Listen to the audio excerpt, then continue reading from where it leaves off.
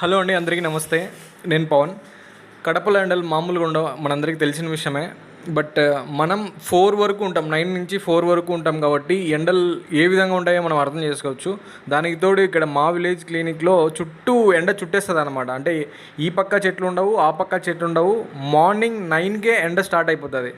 So దీనివల్ల డీహైడ్రేషను, water ఎంత తీసుకున్నా సరే చాలా చాలా ప్రాబ్లమ్స్ ఉన్నాయి. ఇక్కడ చూడండి, అసలు మనకి చెట్లు అనేవి ఉండవు. చుట్టూ ఎండ చుట్టేసి మొత్తం ఫ్యాన్, మనం సీలింగ్ ఫ్యాన్ వేసుకున్నా సరే చాలా ఇబ్బందిగా ఉంటుంది.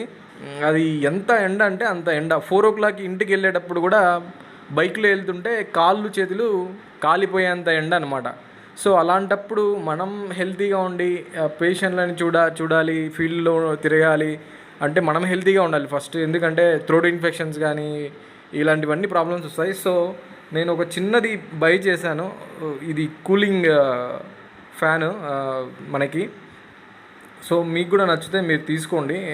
ఇది ఆఫ్ వరకు మనకి కవర్ చేస్తుంది. సో ఒక 5 liters వరకు పడుతుంది వాటర్ అనేది. కూల్ వాటర్ వేస్తే ఇంకా కూల్గా వచ్చే అవకాశం ఉంటుంది. ఇది పవర్ కన్సప్షన్ కూడా పైన సీలింగ్ ఫ్యాన్తో పోల్చుకుంటే మనకి తక్కువనే ఉంటుంది. ఇది మనకి బాక్స్లో అయితే ఈ విధంగా వస్తుంది. దీన్ని ఓపెన్ చేస్తే ఒక కార్డు ఉంటుంది. అది వారంటీ కార్డ్ ఏం కాదు, బట్ వారంటీ అయితే 1 year ఇస్తారు వాళ్ళు. అండ్ నెక్స్ట్ ప్యాకింగ్ ఈ విధంగా ఉంటుంది.